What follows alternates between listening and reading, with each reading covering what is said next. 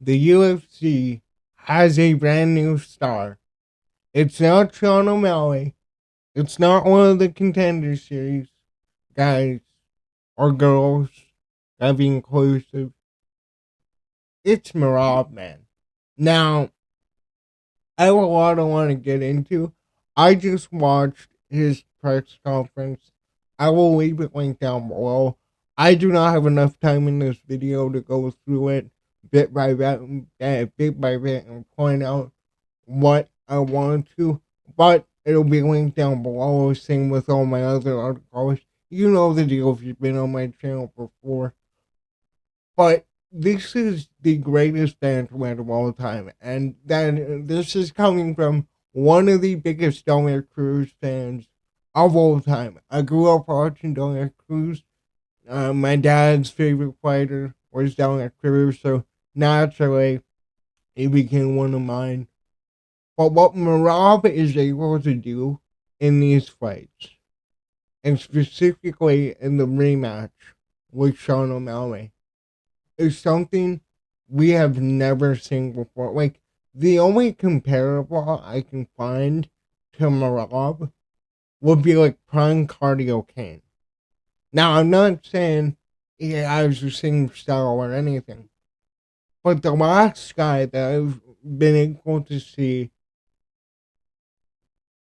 put the level of pressure at the intensity that Merab does would go back to him. Now I know you're going to say Khabib Nurmagomedov, Islam Makhachev. With Khabib and Islam, I feel like they're very technical. They're very slow. Obviously, Islam is really good on the feet, has developed into one of the best strikers in his division. But with Merab, it's like, I don't know how to explain it. Going into this fight, the major thing that I said about Sean O'Malley, about this rematch, would be the kicks to the body. And Sean O'Malley, at the start of the round, went for the kick to the body. And you remember in the fifth round of the first fight, they were starting to really hurt Merab. And I did like what Sean O'Malley did in this round, but Merab outstruck him. Merab outlanded him. Like, you go here, he only landed 2 takedowns. He got him down briefly, but like we know with Merab, he's not shooting every takedown to get you down. He's shooting the level change to wear you out, and we're gonna get to the inactivity of Sean O'Malley. But look at how much he is progressing fight by fight. Look at what he did in the Umar fight, dropping the first 2 rounds. But in rounds 3, 4, and 5, he was at a pace where not even Umar Nurmagomedov could keep up with him. And for Sean O'Malley to come back, we're gonna make fun of him and, the major path he went down of quitting smoking weed and jerking off. That's gonna be a meme. It's gonna be a meme. I don't doubt that Sean O'Malley was more focused in this fight. It sure did look like it in the first round.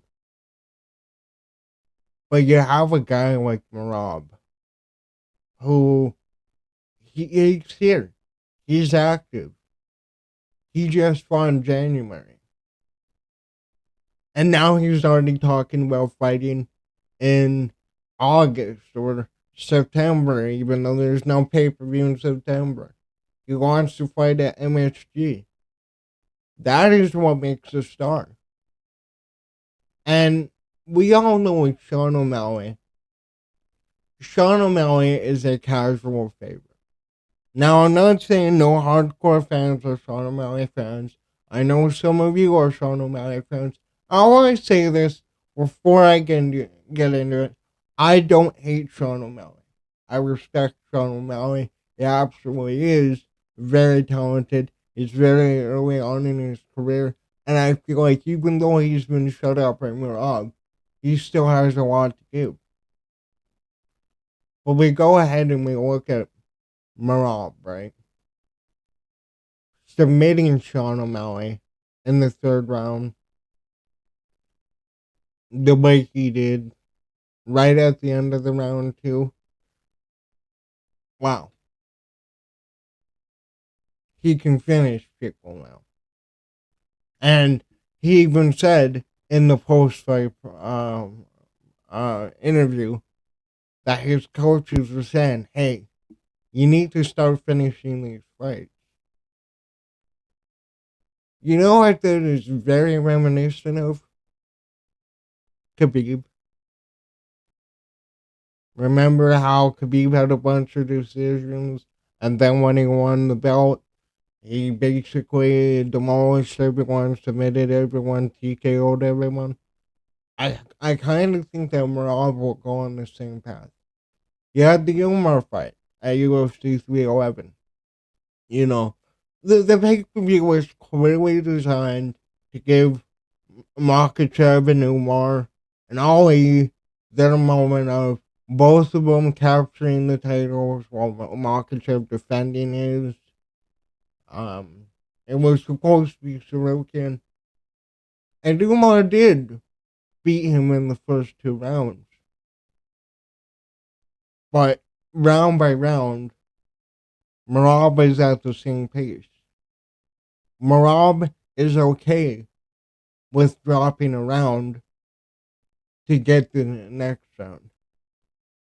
Merab is okay with not being technical, with throwing caution to the wind. Need I remind you, MMA is probably the safest fucking thing this guy does. The safest thing that Merab does in his life is getting to a cage half naked and try to break people. I know it sounds a little John Jonesy there, but it's true. This guy gets injured more outside of fighting than fighting bantamweights, and he's in a really talented division. Beat Sean O'Malley the first time, the big spear card. Yeah, dominated that fight. I know that Guru tried to come out and say that Sean O'Malley won the first fight. When I went back and even said maybe, if Sean O'Malley won was too far of a stretch, but it was a much closer fight than I remembered. I watched this last week, I think around Tuesday or Wednesday when I was making my predictions. Again, O'Malley in the fifth round figured out the shots to the body, and I felt like once again that was the major thing that Sean would be working on. He brought in DJ, he brought in Israel Adesanya. He beat Henry Cejudo by unanimous decision at UFC 298. Former flyweight champion, former bantamweight champion.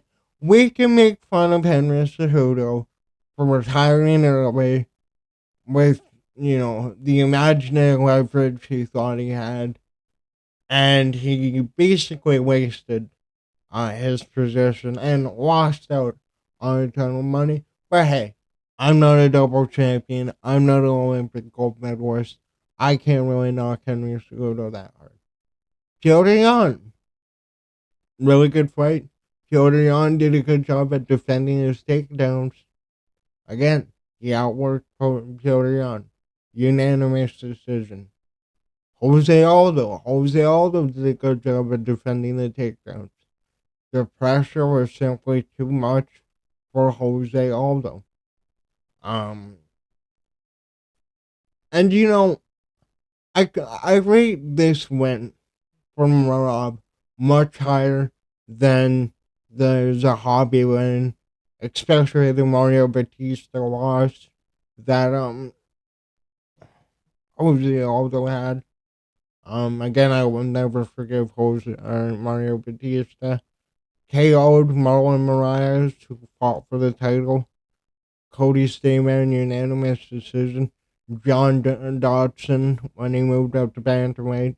Gustavo Lopez, Kixie Kenny. Yeah, the wins ensemble.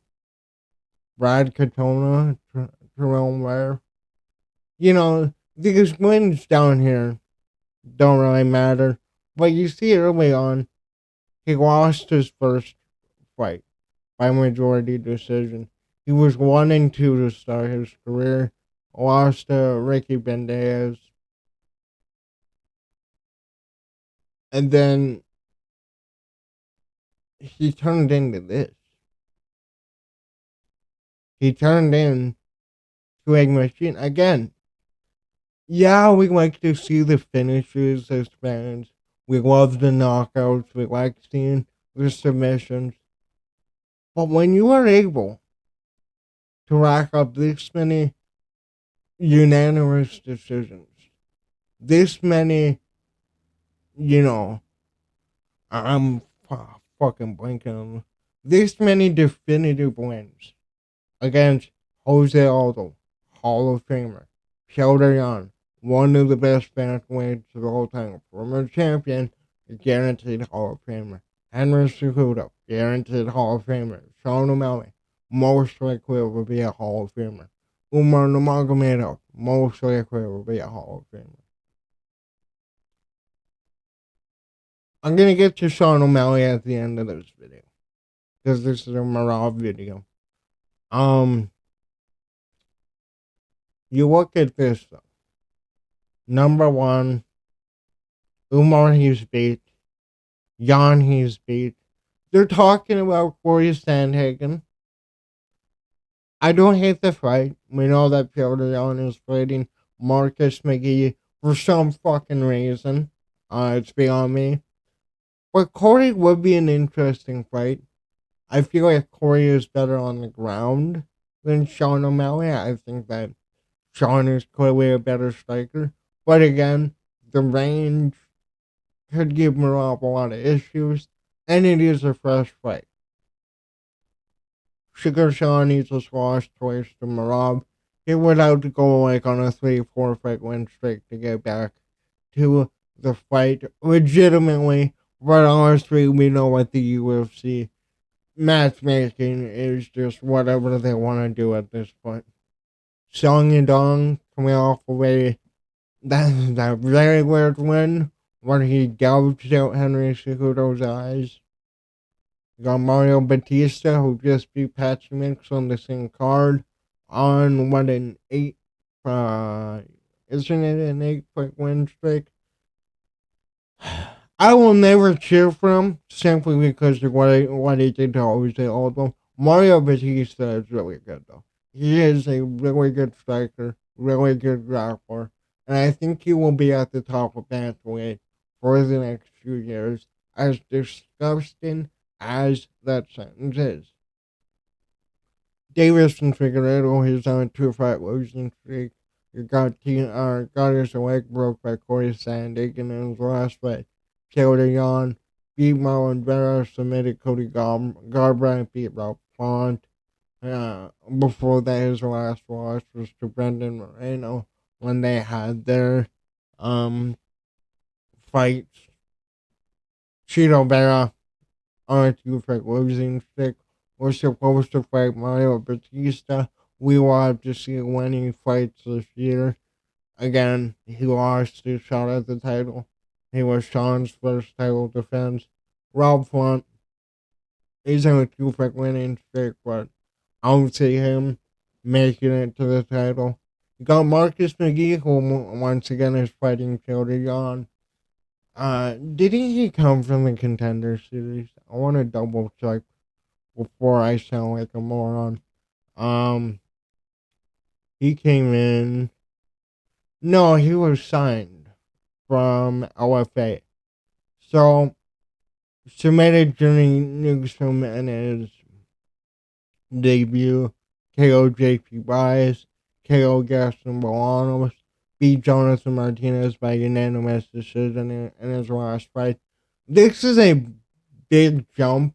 Again, this is just normal UFC matchmaking at this point.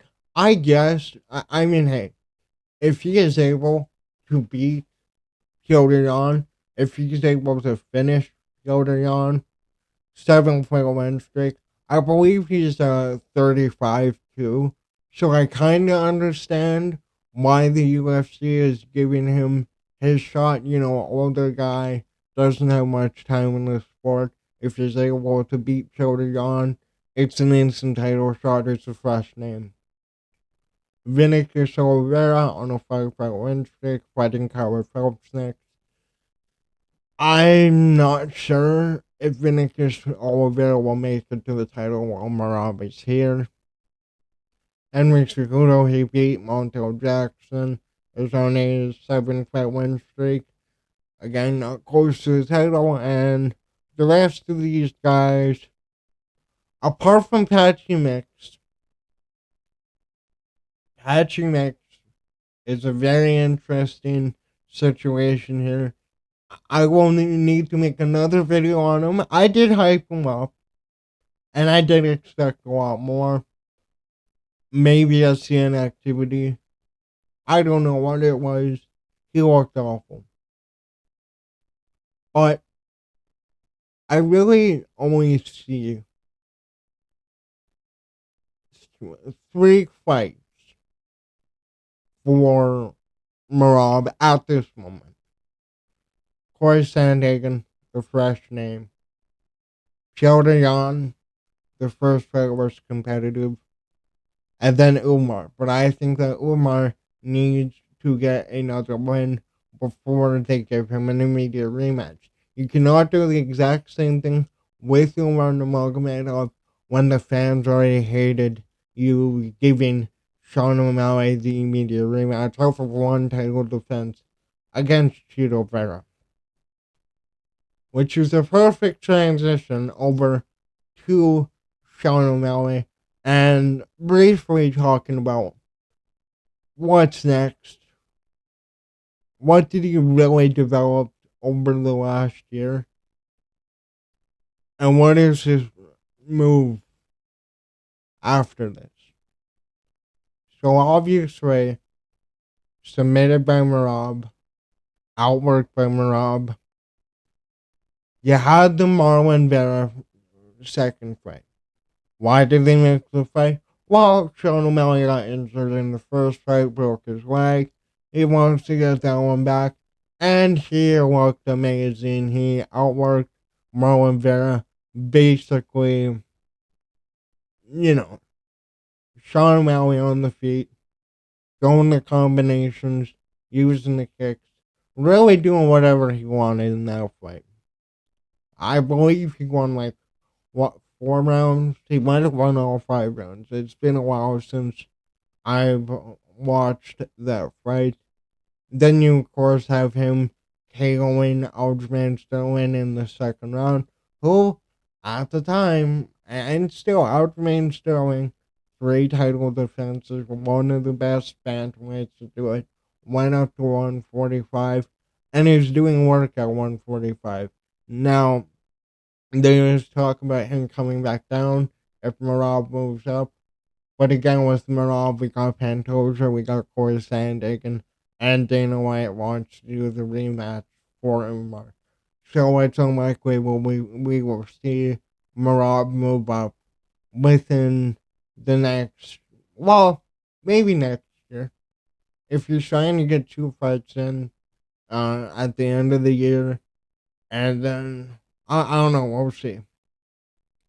But he beat Marlon Vera, beat Aljamain Sterling, had the split decision over Piotr Jan, where a lot of people thought that Piotr Jan won that fight. I would love to see them run this one back. I also really want them to put Corey Sandhagen versus Sean O'Malley. That is the main fight I wanted. That's the main fight we were calling for when it was rumored that the second fight with Merab was gonna go down. I would much rather they do Pantoja versus Merab and then do Sean versus Corey, but again, they do that. Sean Sean can't give you his rematch. You just gave it to him. Uh yeah, the no contest against Pedro Munoz, KOing Rowan Pereira. Yeah, the Chris Martino win where he battered Chris Martino, who isn't he on a good run here now? Um, let's go check. I remember hearing, yeah, he's on a 5 foot, yeah, he's on a 5 foot win streak over in CES Combat Zone and Cage Titan. Good for Chris Martino. That's a win that can age well, but again, the competition outside the UFC is different. Thomas Almeida, he KO'd. He had the first Marlon Vera fight where he broke his leg, got TKO'd. His knockout over Eddie Wineland with the Red Cross at 250. Jose Alberto Quinos, he KO'd in the first round. Had a grappling match with Gilbert Burns, Hector Lombard, submitted Takanori Gomi. Then you had the win over Andre Shukameth at UFC 222. Jerome where he beat at the Ultimate Fighter 26 finale. And then you had his Contender Series win over Alfred. I'm not going to try and say his name. But first round knockouts, second round knockouts, had a leg lock, had a rear naked choke. Sean O'Malley, and I know I make fun of him constantly, the superstar, Sean O'Malley. He can still have one of the greatest bantamweight runs of all time with the belt. Do I think he wins the belt back with guys like Merab, Omar? I doubt it. I kind of think Merab and Umar are the two people that will hold on to this bantamweight belt for the next 2 years. But again, I want to point this out. Marlon Vera, number 9. I'm using Tapology rankings. Fuck the UFC rankings. Marlon Vera, Aljamain Sterling, he's at 145. Piotr Jan, he's the number 3 contender. I think he's number 2 on the actual ones. The Pedro Munoz we just went over, and nobody knows who that is. Well,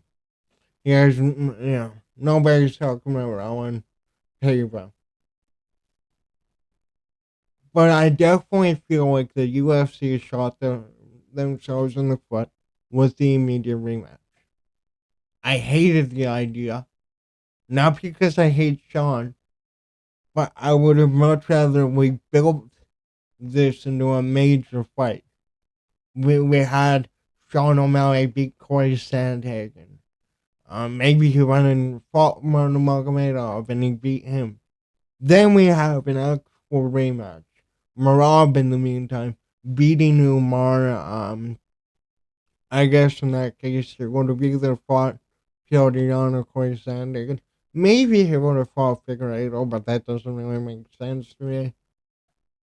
But again, we really robbed ourselves of a much bigger fight, of a much more meaningful fight. And instead of the fight being based off of look at where these guys have come since they fought, this is now 2 wins that Merab has that is fully up to Sean O'Malley. If Sean O'Malley does really good in his next few fights, those wins age well. If Sean O'Malley loses to Umar, maybe he loses to Song Yadong. Like, I don't think him losing to Song Yadong. But you get my point, right? When you do an immediate rematch, you take away from the story, as a chill Sunning would put it. But again, Sean O'Malley is a superstar. No matter what, the superstar will be around. I think he rebounds. Um, if it's not Corey Sandhagen he's fighting, maybe they do Mario Batista. Song Yadong makes no sense to me. Or maybe he fights Marcus McGee if he beats Yan. Those are kind of like Marcus McGee, Piotr Jan, and then Mario Batista, funny enough. Mainly because the fans hate Mario Batista. Sean O'Malley is loved by the fans. You get it. But to wrap this up, Merab Dvalishvili is on another level. I don't think there's a single bantamweight that can touch him. I want to see the Pantoja fight next. I much rather build up to the Corey fight. And I want to see Umar at least have one more fight before we do that. But let me know, what do you think about Merab's performance at UFC 317? Or no, 316. 317 is next week. Let me know your thoughts on his performance. What do you think is next for Merab? And honestly, in my opinion, Merab may be top 5 all time. I will have to think it through.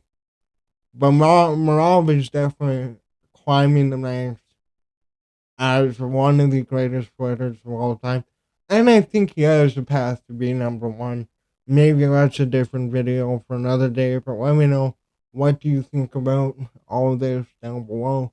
Thanks for watching. Later.